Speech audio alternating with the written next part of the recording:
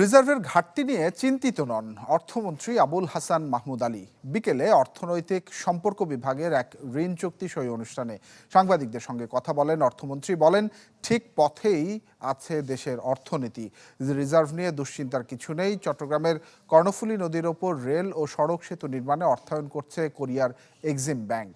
চুক্তি অনুযায়ী পাওয়া যাবে ৮২ কোটি ডলারের ঋণ। আর একনেকে অনুমোদনের পর চলতি অর্থবছরে এই কাজ শুরু হবে বলে জানান রেলমন্ত্রী জিল্লুল হাকিম। প্রকল্পের মেয়াদ ২০৩০ সাল পর্যন্ত ধরা হলেও তার আগেই তা শেষ হওয়ার বিষয়ে আশাবাদী দুপক্ষই। জনশক্তির ব্যাপারটা হলো কি, যে ওদের ভাষাটা শিখতে হবে এবং এটা জাপানের বেলা তো অ্যাপ্লিকেবল। তো ওদের ভাষাটা শিখতে হবে এবং এখানে তো ব্যবস্থা করা হয়েছে, বাংলাদেশ সরকার করেছে, তার বাইরেও আছে, ইউনিভার্সিটিতেও আছে। তো ভাষাটা শিখলেই ওই চাকরি পাওয়া যায়। সেখানে স্যার রিজার্ভ তারপরে কি বাড়বে আমাদের মনে করছে? রিজার্ভ নিয়ে চিন্তা করছেন কেন? আর চিন্তা আছে? নগদের কাছে সব গ্রাহকই প্রিয়, তাই তো সারা দেশে ক্যাশ আউট চার্জ সবচেয়ে কম।